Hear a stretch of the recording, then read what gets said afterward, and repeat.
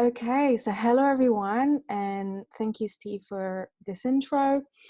Um, and thanks, UX Australia, for being so responsive in these trying times. It has been a pleasure to organize this with you.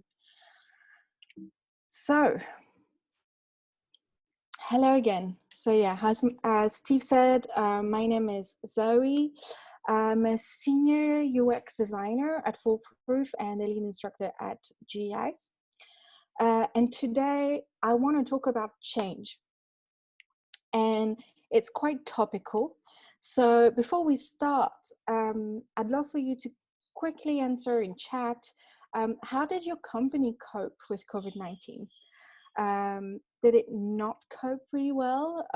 Was it rough, but you think they handled it okay? Or actually they did quite good? So let me know in chat and we'll go back to this. I'm asking you because it is linked to change. And I want to talk about change because it's happening all around us. And even if it's uncomfortable and painful, it's inevitable. Today, humanity is facing greater challenges than ever at a global scale, and organizations are slowly taking the measure of the necessary shift. If our planet's decay and the mass extinctions may not be concrete enough for some people, no one can ignore the impact of the pandemic we're currently facing.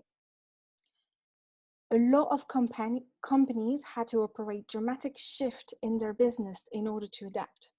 UX Australia, for example, had to move the entire conference online.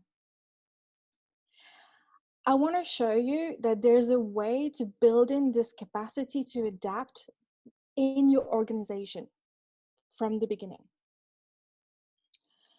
Okay, so let's look at what you're saying.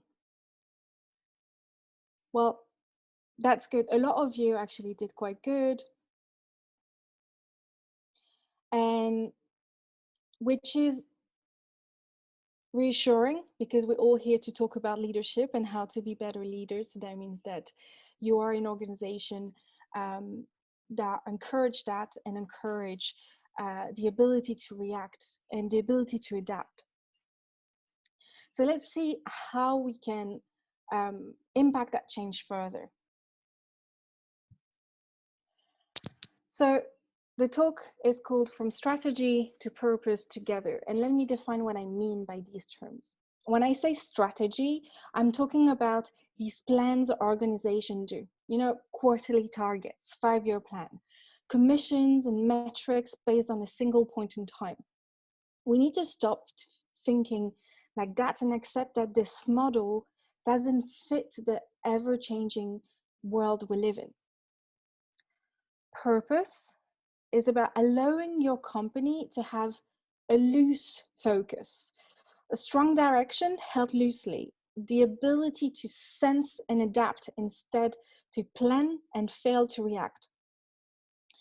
And together is about giving back the power to the wider organization, redistribute responsibilities, define accountability to increase value and trust.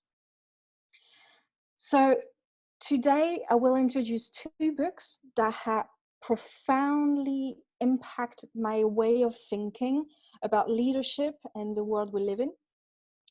And I will then show you how these concepts are applied at scale by companies, and we'll then review some very familiar concepts to you all, I'm sure, that we can use to impact our organization from tomorrow.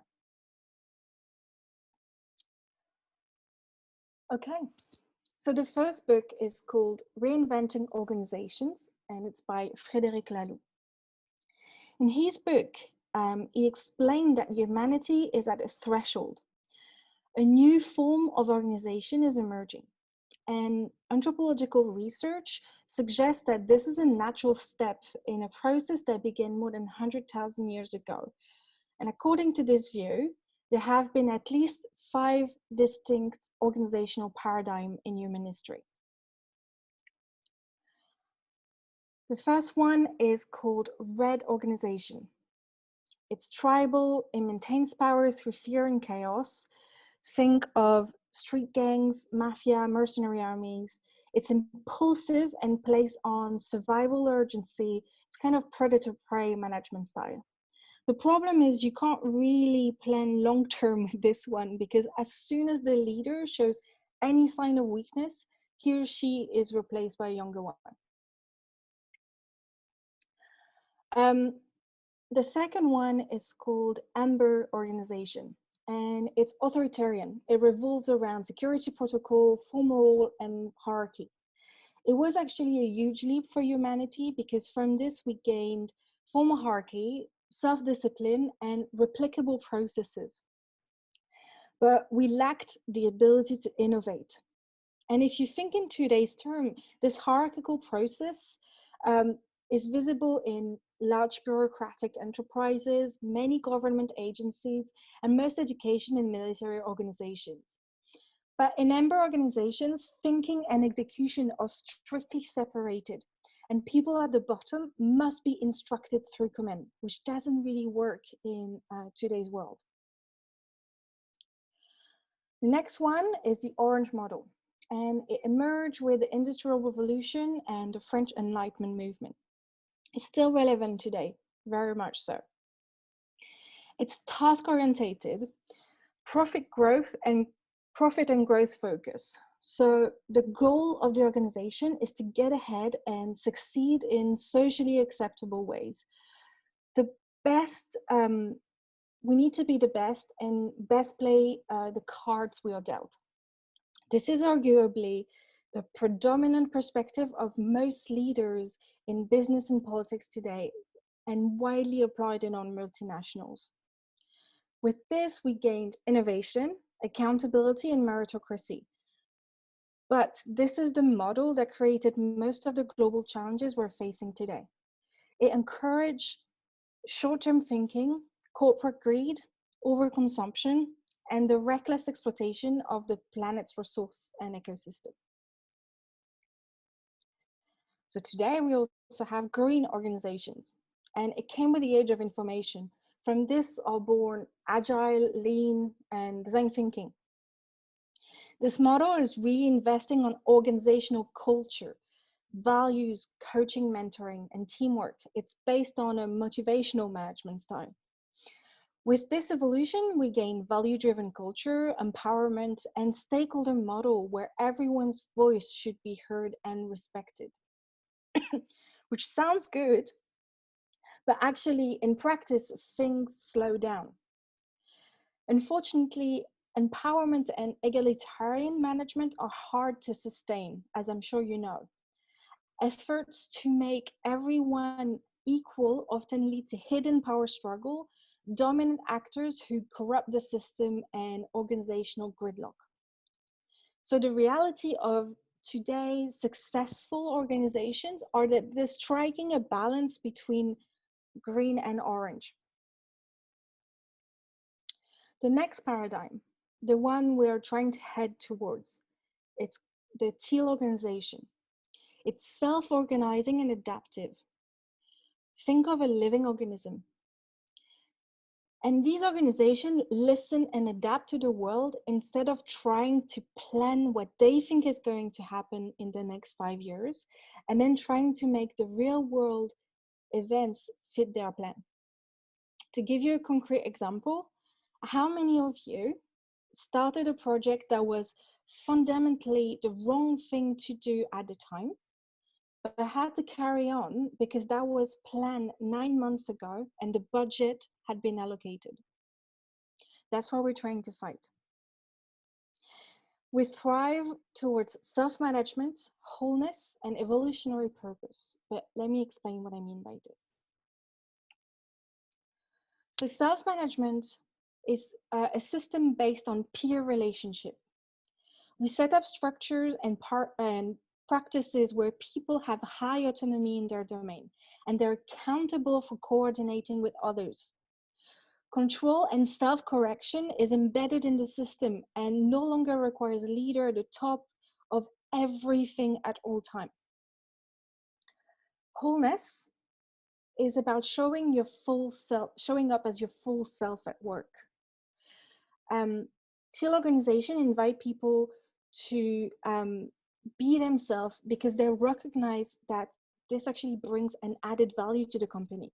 It creates an environment where people feel free to fully express themselves, and it brings unprecedented level of energy, passion, and creativity at work. And then evolutionary purpose is means that teal organization base their strategy on what they sense of the world, what they think the world is asking from them. They sense and respond to replace the machinery of plans, budget, targets, and incentive. And paradoxically, as we'll see later, by focusing less on the bottom line and shareholder value, they generate financial results that outpace those of competitors. So each model enables the next one. Remember that I'm not saying that any development is better than the other.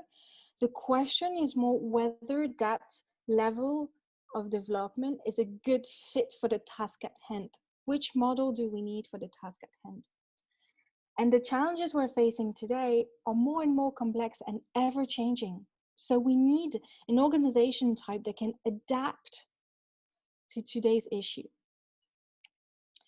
So let me know in the chat, what type of model is your organization? Is it predominantly red, amber, orange, green, or are you one of the lucky ones and you think you have a teal organization? Yeah, green, orange, for now, orange. So I think that most of you, orange masquerading as teal, yeah, we have some of those. Most of you are going to think it's orange and green because the reality is we have that's what we have today. We have a culture and we're pushing towards green, but in order to get shit done, we kind of use the orange model. But my personal opinion is there's another way and there's a more efficient way. It's just a bit harder to put in place. It will be interesting to talk later to some of you to say that they still have an amber model and see how this is working or not. Okay, the second book that I want to talk about is The Infinite Game by Simon Sinek. He describes the problems we're facing today in his new book with the concept of finite versus infinite. So a finite game has a finish line. An infinite game has no finish line. Think of football, a game of football. It's finite because it has rules that we all know, a set time, and a defined number of players. We know what the goal is and how to win. Now, things like marriage, life, within business as the global sense of business, these are infinite games. Not one person has a definite set of universal rules for these things. They are too broad and ever changing. The finish line keeps on moving. Finite mentality is about beating competition, being number one at all costs now. It's short-term mindset. And let's stop and think. Isn't the real objective to outlast your competition? If we fail to recognize that we are indeed all in an infinite game, we tend to burn our energy and resources to reach an ever-moving finish line. And in the process, we damage trust, we damage resources, collaboration, and we hurt innovation. The organization will eventually struggle and decline. Organizations need to recognize that winning at all costs and growth for growth does not get you to your objective. It does not mean that finite is bad and infinite is good, but today we need to recognize that we live in an infinite game filled with finite components that serve the bigger purpose. To give you an example, a flight attendant. You want them to be focusing on the finite game, which is getting you safely to destination. But some part of their mind needs to be focusing on the infinite game, which is making you a recurring, loyal customer. So, see, it makes business sense. Anyway, there's 5 rules to play the infinite game: a just cause, courageous leadership, trusting teams, a worthy rival, and a flexible playbook. So let's look at those. A just cause. Why do you exist as an organization? Not why your industry exists, but why do you exist as an organization? What is the just cause that makes your people stay in your company even if they have a better offer somewhere else? A vision of the future that does not yet exist, but you will commit everything that you have to strive towards it. What do you stand for? What are your values? And this is like the evolutionary purpose that Frédéric Laloux is talking about in the Teal organization. Second, courageous leadership.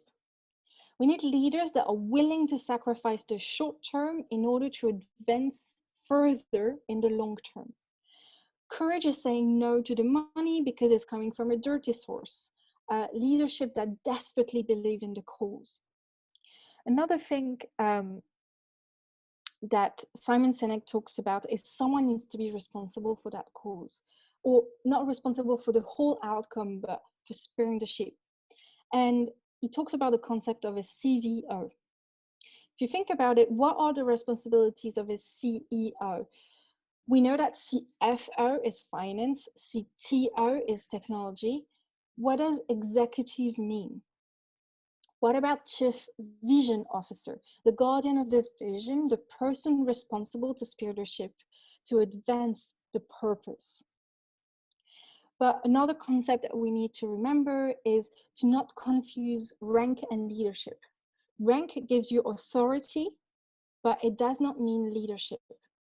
Leadership can come at any level of the business. Trusting teams. So you need to foster an environment in which people feel safe to raise their hand and say, I made a mistake, I don't feel qualified, or I need help. And they know they will not get in trouble for saying this. If you don't have this, people will fake and things eventually will break. People will fear making the right decision, doing the right thing. If leaders do not entrust their people to use their own judgment, the end customer will suffer from it, and leadership will be responsible. If employees feel safe, all their energy is put towards the just cause. I really want to hammer this point because for me it's key. If you ask any CEO, they will tell you that their employees are on their priorities. But a lot of the time is shareholder first, customer second, and employee third. When it should be employee first, customer second, and shareholder third. Because when you take care of your employees will take care of the customer, and your customer will take care of your shareholders. How can we create an environment where people can work at their best versus how can we get the most out of our people? And as UX practitioners, I'm sure that you've witnessed the shift in the type of work we do. There are more and more employee experience piece of work or change management piece of work. And it's our duty to bring this mindset to our clients. The fourth one, a worthy rival. A rival, not a competitor. The difference is a rival reveals your weaknesses in order to help you improve. Identify the people that are the best at something in your company or in your industry and aspire to be around them. It's not about beating them, but if somebody else is better than you at something, that means that you need to work harder at it. The goal is not to be number one this year. The goal is to create an organization that will outlast all the other players. This is about looking long term. Money is not the goal. It should never be the goal, but the fuel to do things. We don't own cars to buy fuel. We own cars to go somewhere. And then the fifth one is flexible playbook, which is typically the sense and adapt of Frédéric Laloux. It's a capacity for existential flexibility. It's the capacity to make profound strategic shifts in order to better advance your just cause. And failure to do so might actually result in the demise of your organization. He talks about a few pertinent examples in this book, but I want to talk about one. What if I told you that when Netflix started their subscription model, Blockbuster CEO actually went to the board to tell them that this was where the industry was going and they should follow. However, the board refused to go into subscription model because they made most of their profit over late fees.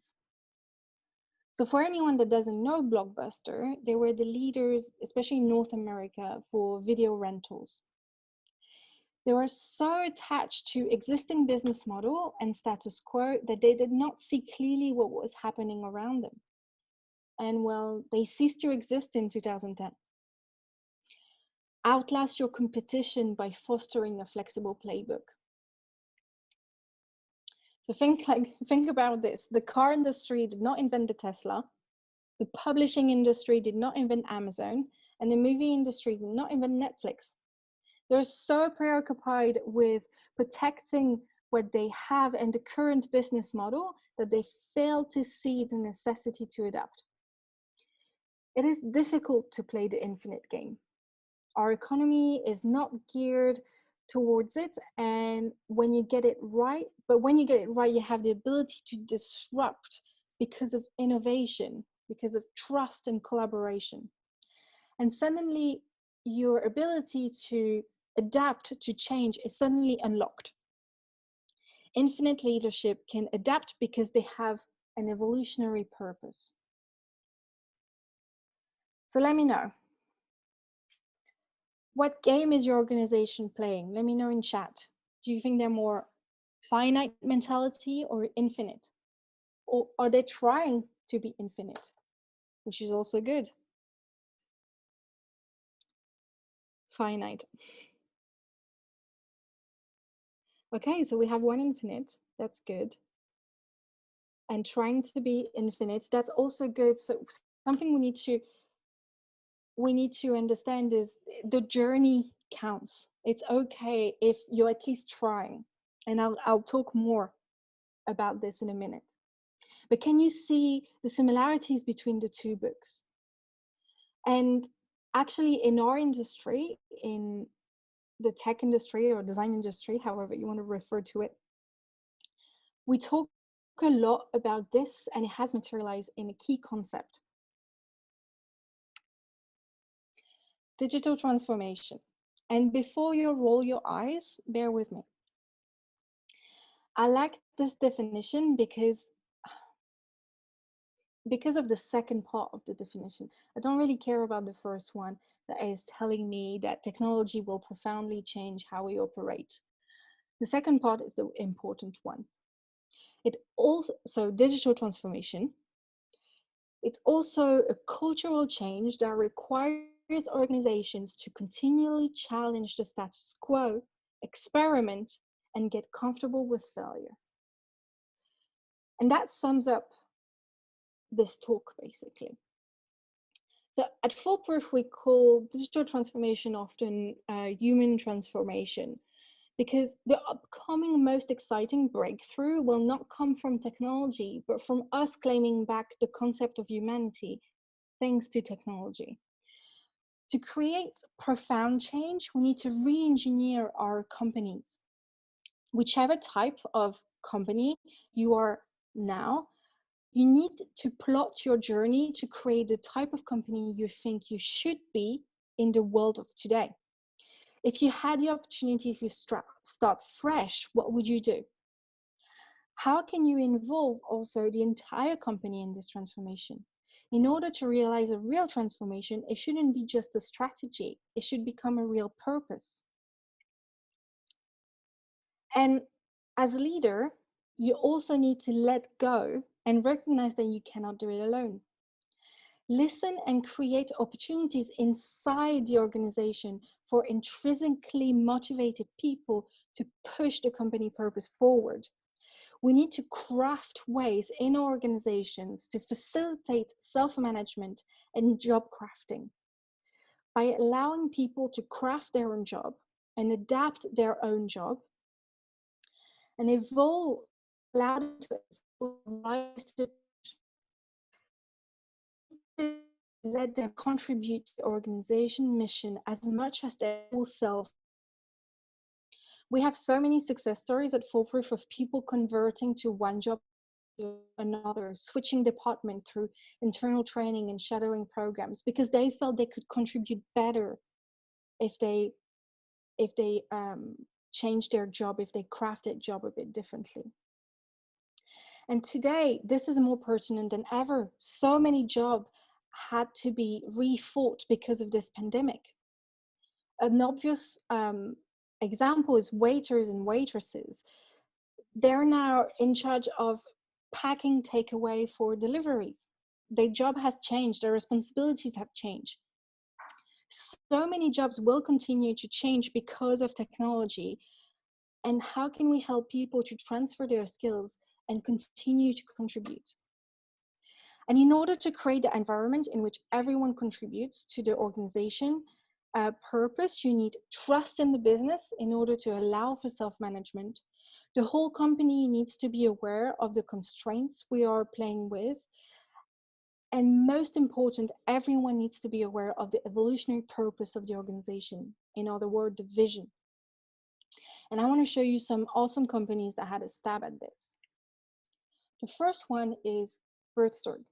So in the 90s, the Dutch government was concerned about the increasing level of spending and inefficiency in the health system. We can all relate to that. Joe de Block, the gentleman in the picture, quit his nursing job out of frustration, and with 3 other former nurses, he set up a social enterprise called Bertsorg, which in Dutch means neighborhood care. And this aimed to place humanity over bureaucracy. He's now the executive officer of Bertsorg Netherlands. Their success consists in 3 components. Self-governing teams of 10 to 12 nurses providing both medical and supportive home care services. And this is one of the key principles. Why should bureaucracy decide if an initiative is worth trying or not? Instead, when a team of nurses have an idea, they are encouraged to try it in their sector, and they document it in order to share the experience and the replicable framework with the wider organization. If it's a good idea, it will spread organically, and if it spreads enough, the head office will help to institutionalize it. This can only be done at scale if you have an IT system relieving the nurses of administrative tasks and allowing the team to self-monitor their performance and communicate effectively. And they also have regional coaches promoting best practice and offering advice as needed, but without their own performance goal. So they took the coaching aspect of a manager and kept it, but let the nurses actually managing their day-to-day. The fully self-managed home care organization in the Netherlands has grown to 14,000 employees in only 10 years' time. And client satisfaction is the highest in their segment, and employee satisfaction is through the roof. Orbia is another example.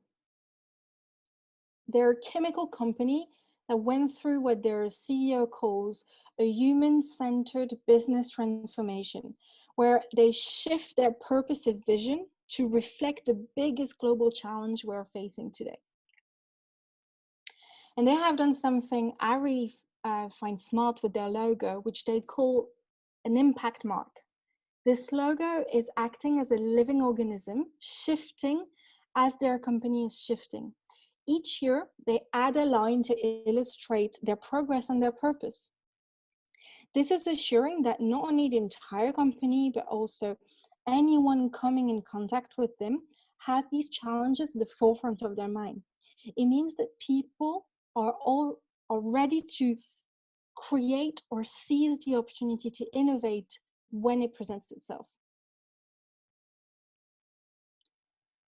A famous company to put long-term over short-term is Patagonia.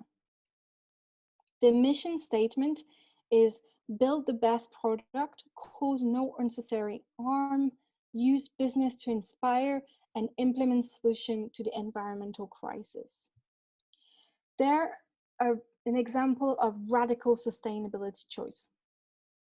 And they are explicitly against the throwaway society and try to counter it with projects such as Worn and Wear, during which team travels across Europe in a minivan for 4 or 5 weeks to offer free clothing repair to people in the streets. This type of initiative clashes with the growth at all cost model of multinationals and retail companies. They clearly embody the sense of evolutionary purpose and sustainable growth.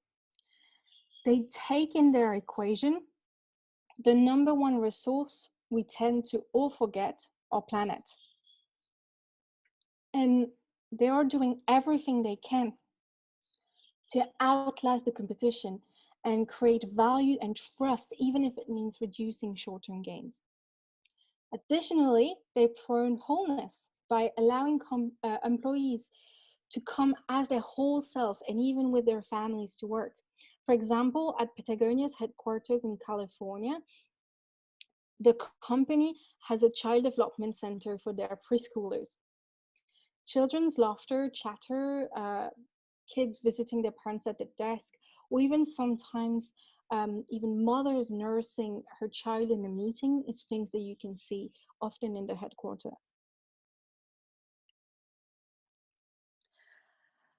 I really wanted to share this diagram with you because for me, it talks about intentional hiring. We need to be more intentional in the way we hire people, and we need to hire for an infinite mindset. Like I said, leaders don't have to do it alone, but we need to hire the right people to help us. So Simon Sinek did some work with the Navy SEAL and asked them how do they recruit and who makes the team.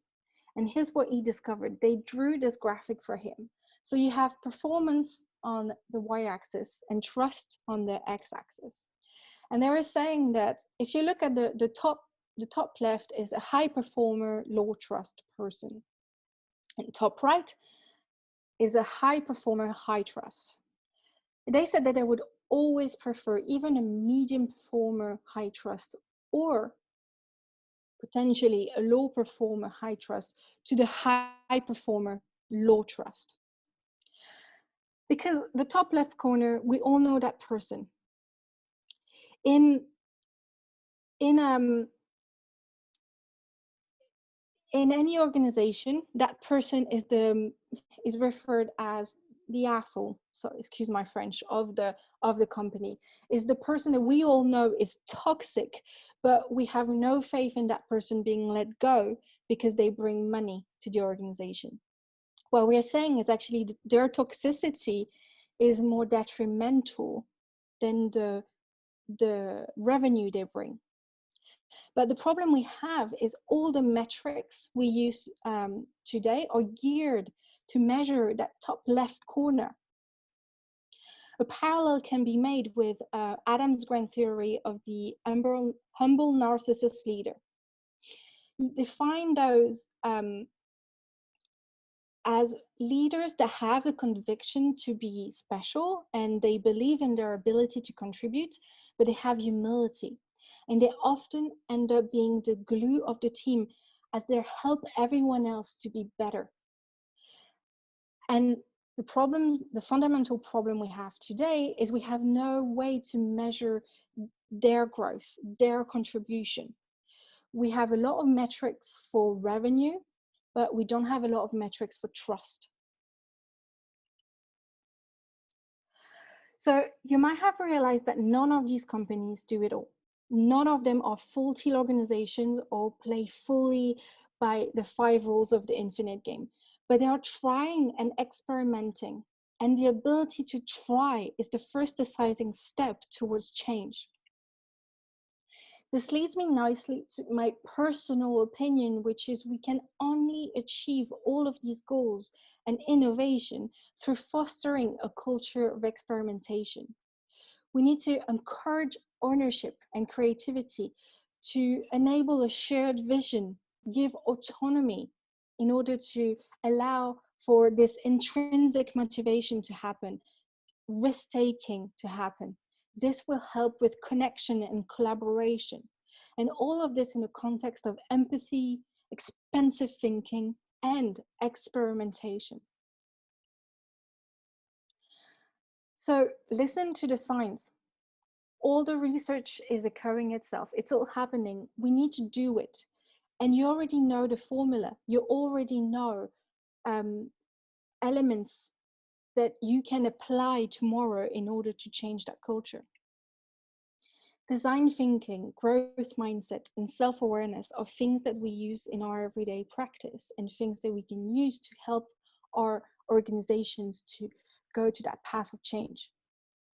Design thinking mindset allows us to be aware of the context we work in, the constraints we work with, what is feasible today, what has been done before, who is the change going to happen, when is the change going to happen, who is it going to affect, get empathy for them, understand why people might be afraid of it. Learn from failure, what has been done before and what has not worked. Embrace ambiguity, because the reality is we do not know where the experiment is going to end up, but that's okay. Make it, test it. Forget about asking permission. Try something so small and so low res at first that you don't need permission. You just want to test something, get feedback, get buy-in. And then iterate. And as you iterate from your minimum effort, high impact, you'll then scale it. And as you go, you'll get more and more buy-in. And probably the most important is optimism, which is hard to have, especially in periods like this. But to create change, you need to be optimistic about the ability to come up with new solutions. Optimism is what driving you forward in the challenge, is the art of possibility.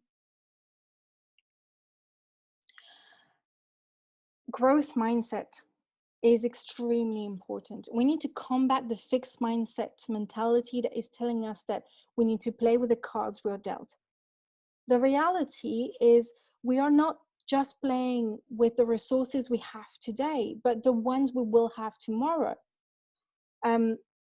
Know that it's about feasibility. What is not feasible today can be feasible tomorrow as a result of your action.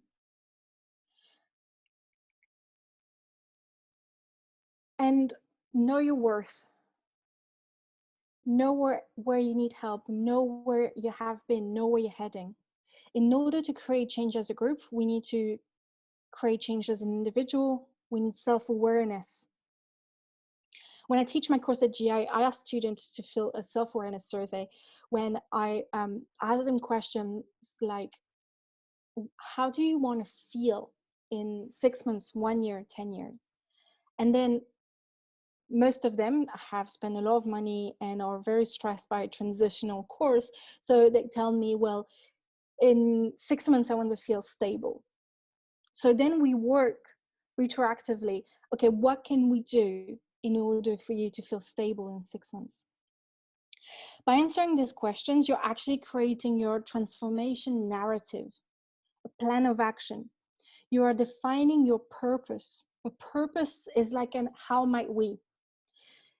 It should be loose enough to allow for creativity, but specific enough to enable accountability in your creativity. Now, before I wrap up, a question I get often when I talk about this is, how can we make sure that your ideas and your experiment travel through the business? And the law of diffusion and innovation, is a very useful tool, even inside your own company, to create demand and enthusiasm. When you introduce a product or an idea to a market, you will always have the innovators that are likely to be you or like-minded people. Then you would have early adopters. These are the people that are willing to queue 24 hours in front of the Apple Store for the latest iPhone. In your company, they're the people that stay in your company because they believe in the cause, even if they have a better offer somewhere else. You need to have enough of those early adopters to bridge the chasm towards the early majority. Because once you reach the early majority, you're on a good path. The late majority will then follow because they'll be inspired by the early majority. And the laggards, well, these guys only do anything because they don't have a choice anymore. You're the innovator. You're in your team. Look for ambassadors strategically around the business. And they'll be your early adopters. And when you have enough ambassadors to inspire the rest of the business, you'll get to that tipping point organically. And you'll be able to bridge the chasm and reach your early majority and then create demand. All you need to quick start this process is to create a culture of trust and experimentation where your people will feel that they can try. And all you need to create change is people willing to try. This is from a McKinsey paper published in this April. And basically, we'll get through this pandemic, but more than ever, we need to focus. This pandemic gives the opportunity to rethink the status quo.